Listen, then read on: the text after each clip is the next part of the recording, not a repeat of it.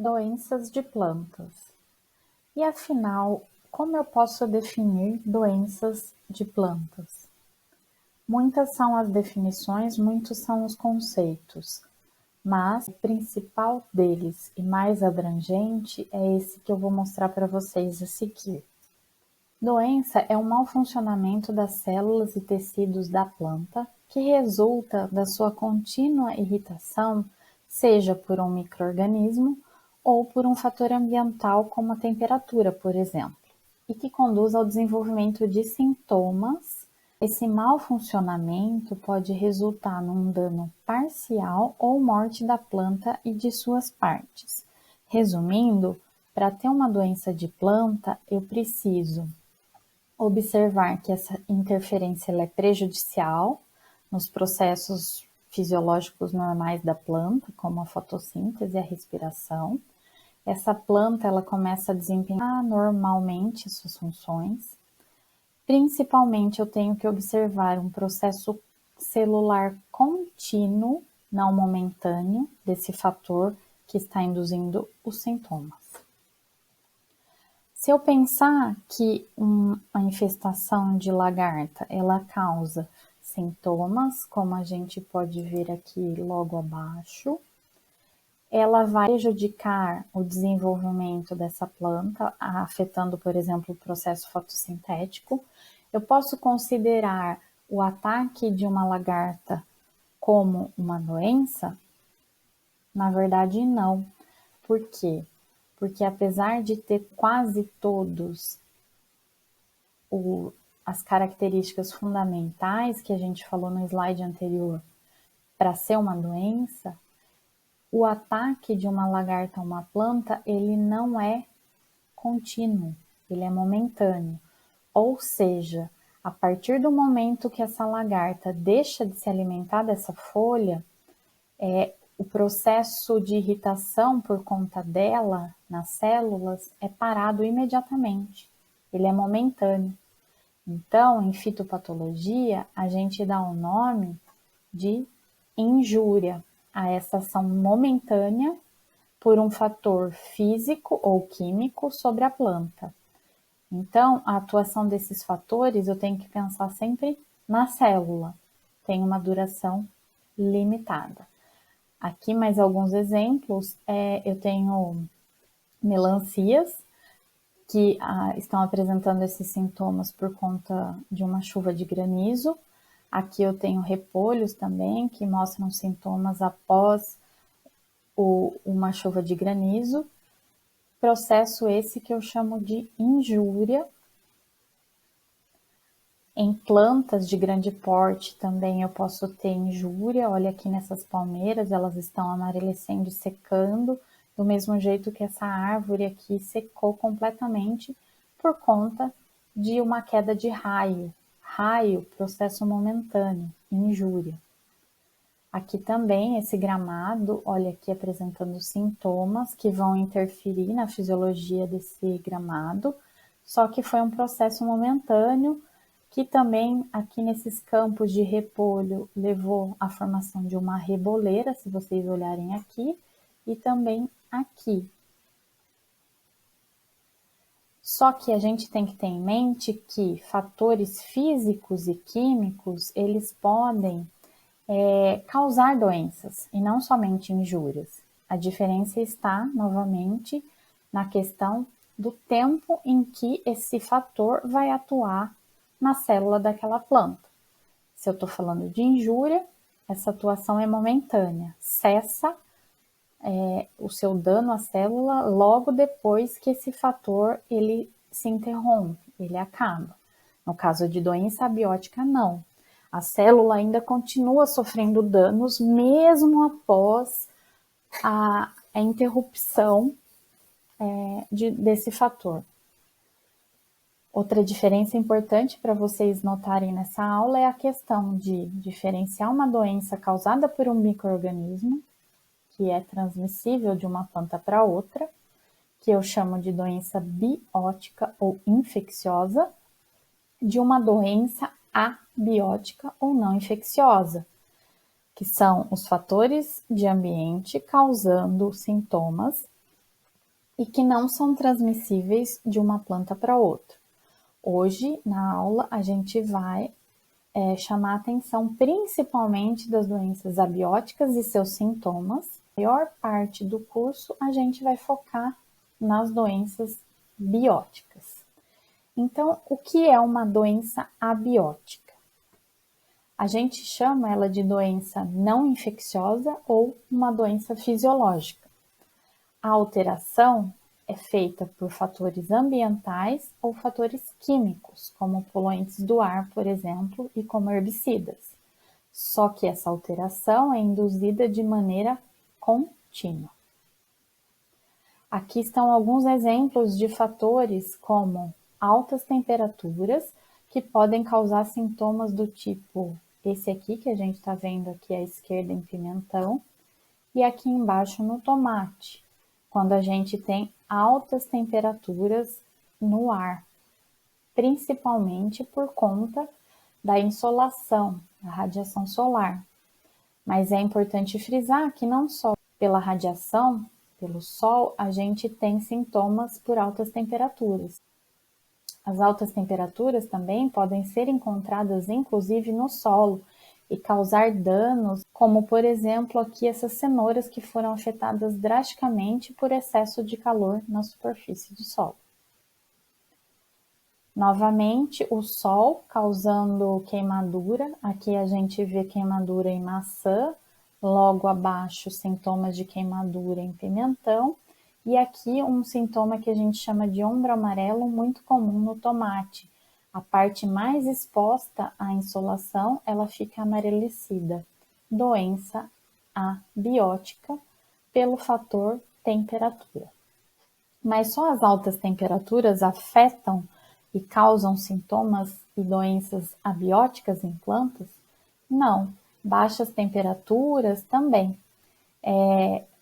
No caso das altas temperaturas, elas influenciam negativamente, causando danos, por exemplo, na desnaturação de proteínas, acelerando ou interrompendo o processo de algumas enzimas.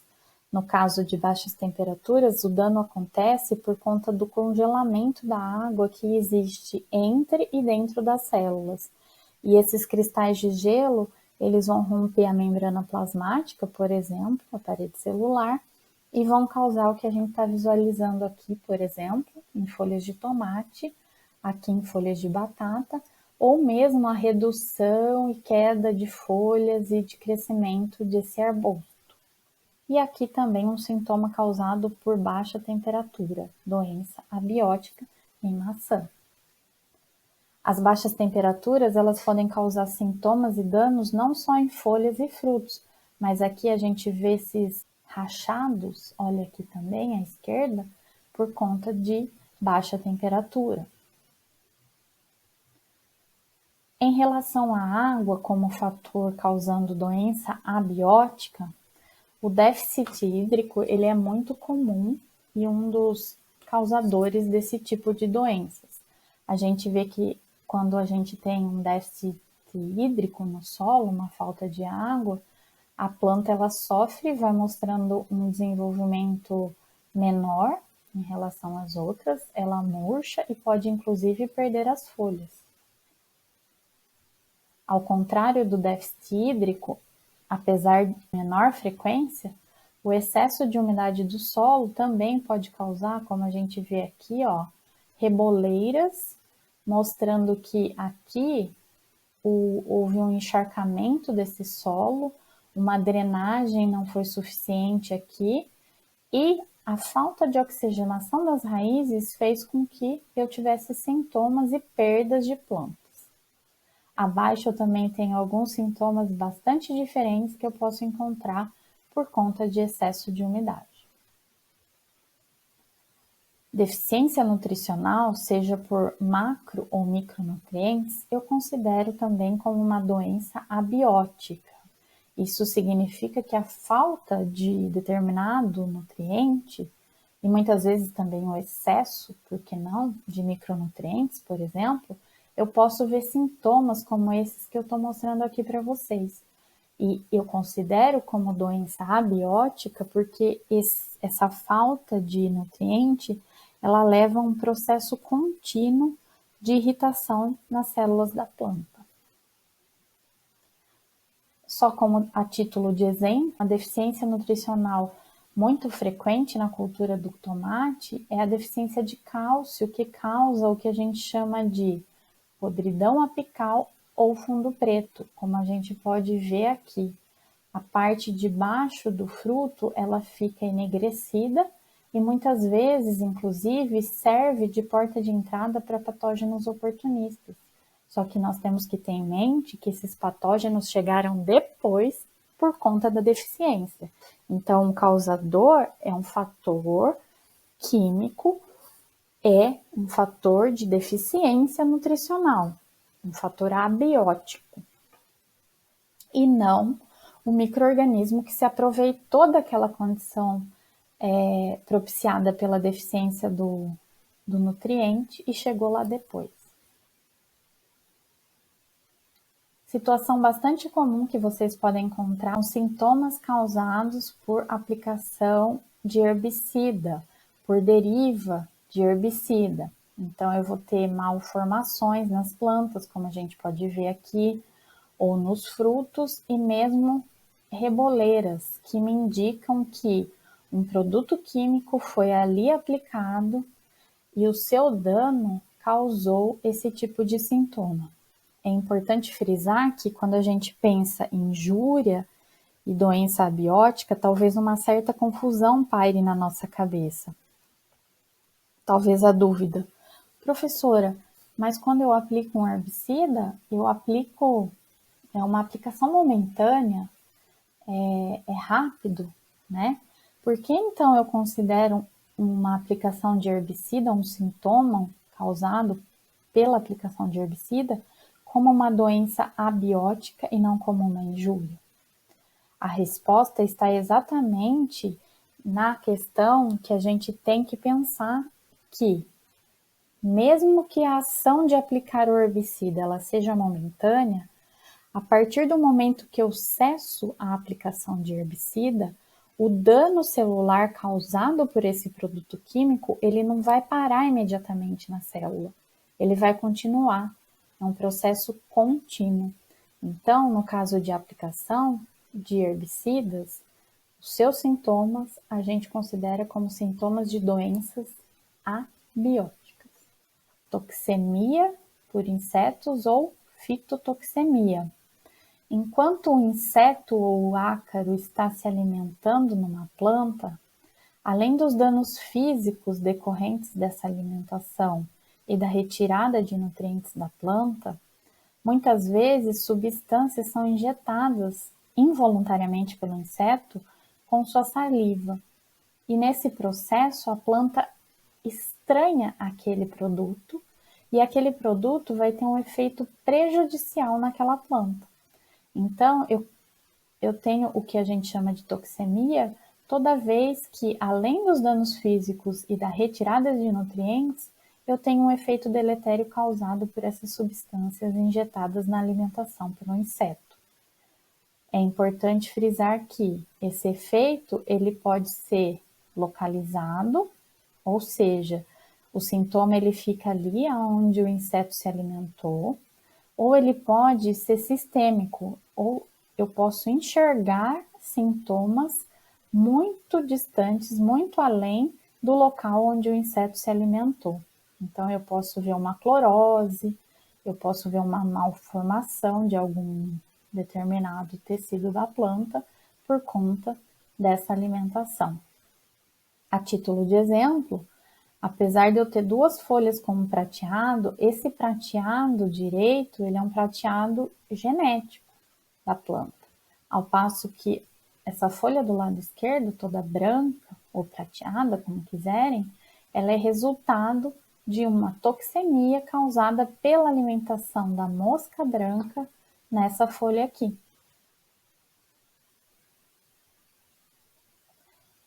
A aula de hoje mostrou que existem vários desafios na diagnose de doenças abióticas.